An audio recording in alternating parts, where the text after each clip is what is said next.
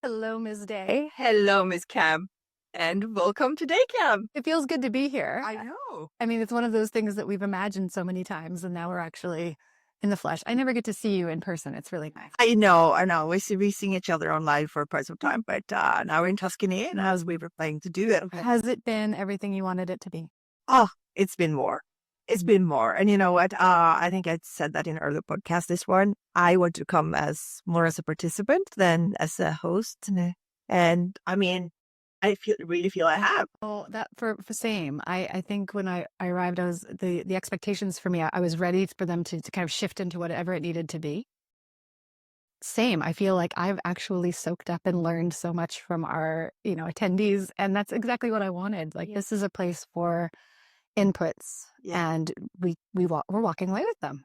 We are, and I think we need it as well. I mean, we're living busy lives. As What did you need as an attendee? What were you in most in need of when you arrived? you know what, I had this word in my head, and that's like when I started deciding that we reached out to you, say I want to create this cap.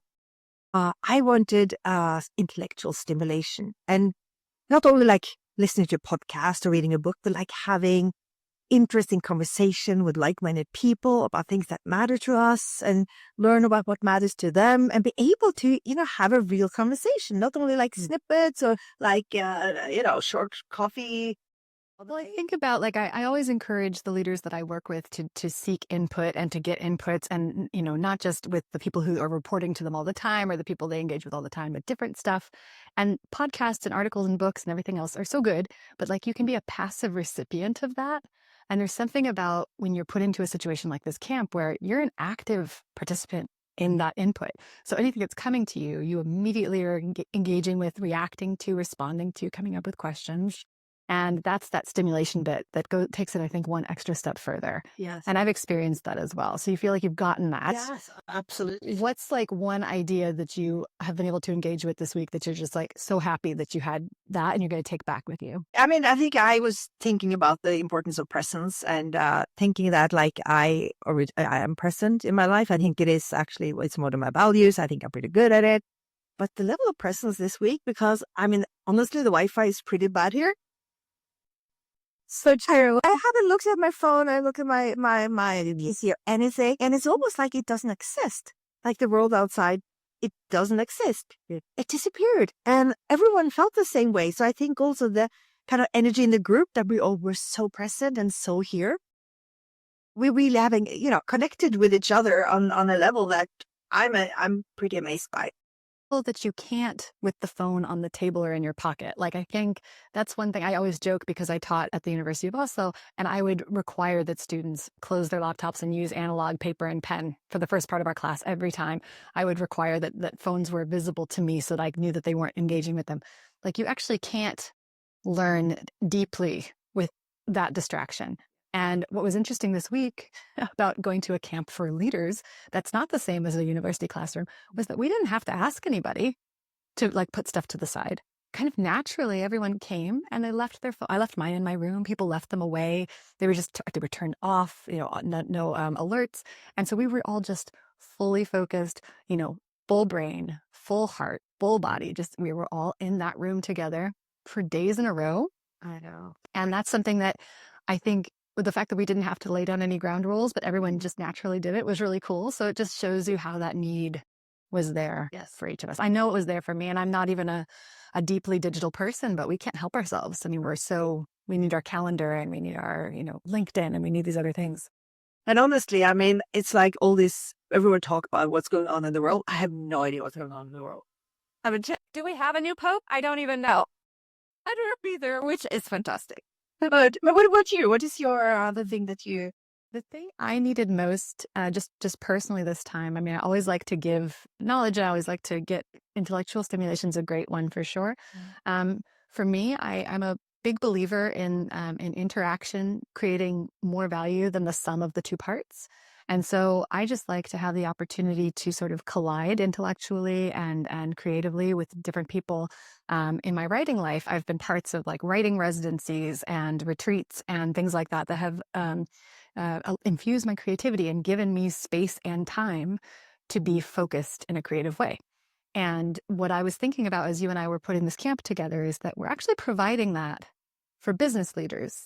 And I don't think there is an equivalent of the artist residency or that kind of thing for business leaders, really. And yet it's so necessary, and it can come up with such vital stuff. So for me, I think I was looking to see if that was possible to create that. And I am also a business owner. I have my own business and consultancy, and so I personally needed a chance to get some intellectual stimulation, but also to see, like, I've been able to connect with fellow coaches with different credentials, different backgrounds, working in different countries than my own. And so for me, this was I couldn't go and read an article on this and come away with the same information. I needed to hear, what patterns are you seeing? What's challenging to you as a coach? What techniques have you used that you've seen some, success with? And what are you celebrating these days? And so that's been hugely encouraging to me. I definitely needed that. So I think that was uh, serendipity is one thing, but when you make a choice to be in an environment where you're going to be enriched, that's how I felt about this. And what was amazing, I think everyone kind of came with similar hopes and not expectations, but more like curiosity and openness, and the fact that we from the beginning said there is no strict agenda. We're coming together. We kind of co-creating this event, and we started every day like we had some structure in place, but open to changing the structure when needed. But the topics just came very naturally, and we had, the scientists, as I call them, talking about the brain. So we kind of went in there. We went deep into our values and how these shows up in our daily lives, in fantastic our leadership roles, and how often do we actually sit down and really reflect on those things, but also have those kind of conversations. I mean, you and I, we do it more than the average person, But how often does the average leader make space and time? And I think for me, the biggest high concept I'm playing with this week is time. As human beings, we are limited. This is it. We've got this one shot. Everything's linear. We don't get to go back, and we don't get to make more of it. So it's a resource that's very precious. How do we spend it? And I don't see enough leaders in my work who are actively, proactively setting aside time to do things like this. And I think it's the failure to understand that there's a huge return on that investment for themselves for the future. This is one of those times when we get the chance to go deep, but nobody's going to give us this chance. We have to make that choice. That's a leadership challenge. And so as we sat down and as you say, like there was no hard agenda. We allowed that co-creation, which is such a blessing because also the leaders who we're dealing with are highly intelligent, motivated people who have the capacity to lead. So we don't need to hold people's hands and tell them how to, use the time in Tuscany. They're going to use it. But there was a sense of how can we do this in a way that maximizes the benefit for the group? yes. And it happens so naturally. It's just you create the conditions for this and invite people. And I think you and I both agree, the right people meet this at the right time. I wish more people understood the potential value of it, and to give themselves a chance to experience this kind of focused depth, which is the opposite of that fragmented, shallow way that many leaders are running their business lives right now by necessity. Back-to-back meetings, lots and lots of stuff done online, barely being prepared for their first meeting, not being prepared at all for their second meeting. I see it happen all the time. And so having these longer focused conversations, how many times did you and I suddenly look at each other and go, oh, like it's 6:30. How did we get here? I know the day's been just flying, and the topics have been also so relevant. And I was thinking just what you said now, because it goes from like values, a purpose, and the big things in life to actually how do you structure a meeting to be effective, right? And within someone talked about, okay, and they say very concrete how I do it, and another person, oh, that's interesting. I never thought about it that way. Oh yeah, but I do it like this way, and then suddenly, it went super, super Complete, granular, active, or action oriented. I think that's where sometimes there's a fear in leaders that are like, if I don't spend this time getting tools or getting new knowledge, then I can't justify being away. And it's like, I think that this makes the case for if you give yourself space to just dive deep and focus with people who are kind of in similar arenas and experiences and roles, what you'll find is that everyone also has that bias toward action, that bias toward tools and something concrete. But give yourselves a chance to kind of create the environment in which you can conceptually agree. give your brains that space. It's been wonderful having Yeah. Michael here and Jason, like being able to talk to us about what our brains are doing. That helps us to understand how we behave. I think that's been just such a boon to all of us, but especially to me. I don't have that background myself, so I felt like I soaked that up big. What kind of has moved you most? Because there's a couple of moments where I have like, I feel almost like, yeah, there's like no very emotional because I hear someone say something and I know it's going to make a big difference in their lives, or it's or they get an awareness that wasn't there before that might lead to something they haven't done before. So, you have any? If I think about what's moved me, there have definitely been times where I've seen people, and this is a delight to my humanities heart. I have a background in literature, where I've seen people reach for poetry or for a quote from a famous figure or for a book, right? And they think they're like, in this moment, they're making a connection to something in the arts, something that's a little less, black and white, spreadsheety. They're reaching for something that maybe they haven't thought about or connected with in a long time. But being here has opened that part of them again. And I feel very strongly that where we are in the commercial world, we close the blast door to that room that surrounds us in terms of the creative and the arts, thinking that we're making it more efficient for everything else, that we can be more focused on what needs to get done and the business value and what we're optimizing for. And I fear that we're actually sacrificing that part of our world. So whenever I see someone, and I've seen it happen here multiple times, suddenly say, oh, that reminds me of this quote or this book or this. Like it opens up the more creative part of your brain because you're relaxed, you feel safe, you're in that environment, and then suddenly you can pick out things that you might even have forgotten because in your day, you meeting. That just there isn't room for that. Reach into that bag and pull that stuff out. And Actually, there's a couple of things I need to say now. I feel like when I have a moment I want to share, which was powerful for me. But before that, just to pick up what you said, because the underlying philosophy of this camp is to chill, to connect, and create. That's right. And the chilling is very easy. I mean, come on. so we have made an art form out of the chilling. So chill, no problem. All those meals and the wine and the conversation, the laughter. Oh my goodness, I haven't laughed this much for a long time. And then you have connect, which is the connecting with yourself and reflecting. And I've seen everyone taking a moment, going around barefoot on the grass, just like, just listening to bird song, taking deep breaths, having the light of the sunset hit you. Like there's something that happens to your brain when the light of that Tuscan sunset hits you full in the face. It's amazing. and the connection between people, talking to also kind of people you might not naturally have been talking to, but suddenly you connect on a level. Intense, gorgeous conversation. Yeah, I feel like I've literally learned something from every single person here individually. Yeah. And now we're kind of moving into the create phase where people actually start like, okay, what am I going to do with this? How will this show up in my real life? And you're going to facilitate a cool creative session this afternoon where we're going to do a little writing sprint, which I can't wait to be part of. But it's also like it needs to be something that comes out of it that people can actually use and that can change things and make things for the better. So I think like 100% we're living up to the core philosophy of this camp. Jill, absolutely.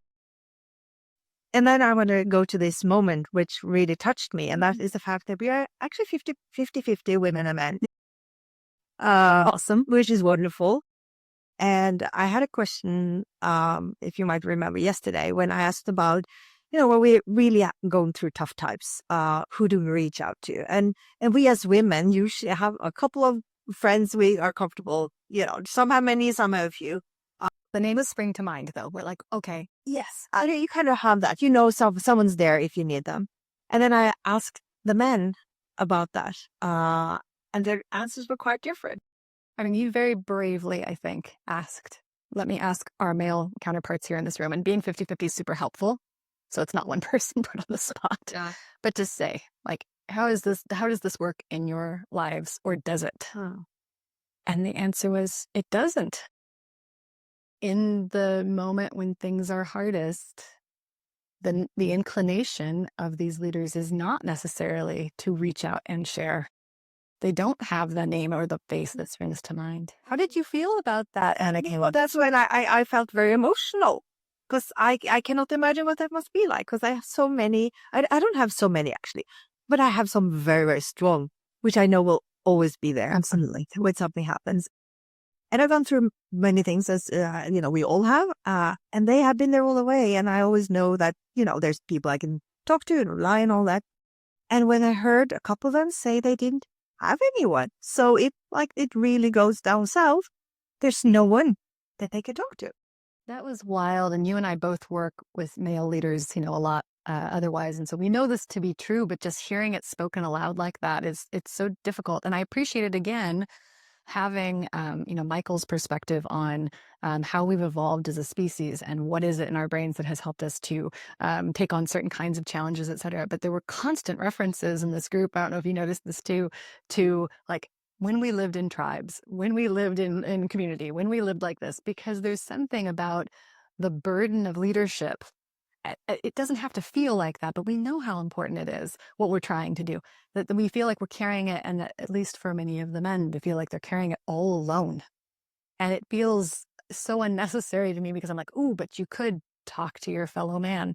It's tough, right? It is. But if I may, I do think that this camp has provided a really interesting and, supportive arena to do that. Yes. So because it's what we're talking about, and I think it very quickly surfaces how common some of the challenges and concerns are. And so it gives a little bit more space to say, like, let's deal with these things without having to go super personal, which I think is the fear. But at least to start to put these things on the table and say, like, let's share this burden together, because it doesn't have to be just one of us. And what I love also is you see how men and women connect differently. So I don't know if you noticed, but the men, they end up sitting in the evening after the women went up because, and watch football. And then they were laughing and talking, and that's connection too, and the women kind of, "Oh, let's go for a walk and let's talk about the deep things in life." But I think just like that also is a way to, because we connect differently. That's right. And there is space for all of it. And I think that co-creation, and of course this house this villa is, it's gorgeous, but it also is kind of designed in a way where there are these different pockets where you can walk into it and have different kinds of conversations. There's a room where I sat with Kristen and had a wonderful conversation about, like, what does the world need today and how does coaching connect to that need for the world? And we went very naturally into kind of high concept time and space, topics. But there are other, when you sit at the kitchen table, yeah, we're having very, basic conversations about day-to-day life and, what are our experiences as family members as well as leaders, and kind of putting that there. But you get to kind of move between the spaces within the larger whole, Yeah. and have such a different set of conversations. And I think that's been so enriching, and it's made us all kind of stretched in ways that we didn't necessarily expect to be. And that's back to co-creation. You say, like, did things that expect us? It's more than what do we expect. Yeah, but what did I expect? No, I knew it was going to be great, but it, like, the things that have shown up in the group and the people, the energy, the shared energy, the stories and the common understanding. And I think and hope that these men who's here that didn't have anyone, maybe now actually start having someone that they feel that's sacred, that they can go in and talk. Because we really do all need that. And that's a big takeaway. And I think, when you and I do our work outside of these camps, I think we also tend to create environments. Like, that's just something that we naturally do. So this can be duplicated to some extent with a leadership team or with, one or two different people. But I think that the camp itself, again, we were very flexible about what it needed to be and just kind of came in with the frame. You're like, here's the model. Here's what we know to be true about each other and our drive for the world. And here are some people who have a shared desire to grow as leaders. That was it. Yeah. It can be simple. In a hyper complex world, we can keep it simple and then work together to create something really impactful. And that's been such a treat. So, yeah. But I had a separate conversation. I also say, because not everyone can come to Tuscany. Not everyone can attended or do unfair. It's true. And then so what can you do? Yeah. And we talk about still, you can create those spaces, you can create those connections, but you need to do it outside what you normally create. So let's give them some tips. How do they do that? Yeah. So let's give them those. Okay. So it can't be in your office. No, exactly. Number one. walk away. It doesn't have to be to Tuscany, No. but it needs to be outside of the office. Yes. That would be my rule number one. What would you say? Yeah, no, I'm the same. I actually already said like go outside and and leave your iPhones, leave your all this back in the office and go somewhere Be else. wild. Go off to Gray for a minute. Like, you can still be in the city, but you need to be not reachable for a Yeah, while. and I do recommend nature because there's something happens when you're a teacher. You know, if you post in nature, especially if you sit in an office.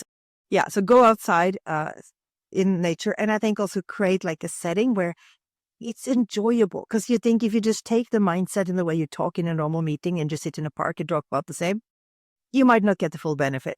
But you kind of create that like more relaxed environment, do something fun, do something that make people relax. Well, and you know, there's tons of brain science behind just when you are in a familiar environment, you tend to behave in similar ways just because you've sort of programmed yourself. It's efficient. I loved Michael's The Law of Least Effort in the brain. Like you can't help yourself. You're going to go with the thing that's most efficient. That's the way that the brain works to conserve energy and use it well. But if you take yourself out of that familiar environment and put yourself into an environment where you naturally might feel a bit more relaxed, a chance to have some awe, just have some awe at a sunset, some fresh air, some large trees. I think if you give yourself that, you have a chance to behave differently. Yeah. You have a chance to open up those pathways in the mind that you're not using all the time. And I don't know what the least effort looks like there. So give yourself that space. Yeah. And I would say like you can do that yourself. And I highly recommend it as a leader to go on a constitutional, go on a walk quietly, no ear pods, just like, just listen to the birds, listen, because ultimately you'll listen to yourself. Like when we're on our own, that little voice, that's us. Exactly. But we don't always listen to it. We get kind of caught up and there's something really valuable worth listening to there. Yeah. And then take somebody with you. Yeah. Occasionally, not all the time. No, I agree. And then also, don't have a strict agenda. Like this camp is an example, like co-create. So have 2 hours and dare to not have an agenda. Scary as hell for some, but dare to come and say, we're going to talk about what's going on, on people's mind. Dare to have like that a question where people just can ask or come up with whatever they think about. And you can have some kind of structure, but as open as. And I think as I came into this camp, the book that I was reading was Jonathan Haidt's The Anxious Generation. I recommend it to everybody. It goes places you would not even imagine. But some of the science behind the ways that we behave, he talks about how we go into either defend mode or discover mode. Discovery is the place where we learn and develop the mental muscles and the emotional muscles to handle life. If we're in defend mode all the time, we really become stilted toward very specific, challenges that are going to come our way because we've been defensive. And we're not prepared to be as dynamic as we must be because sometimes unknown challenges will come. So we need to live in discover mode more. That's one of his contentions. And I think that that's where it's very simple. Just don't have the agenda. Yeah. Thank you. Thank you for being here and going on this journey with me. Thank you so much for joining you. Class. So, and for all the rest of you, day camp's going to be back either here or somewhere else. Who knows? Join us. Thank you.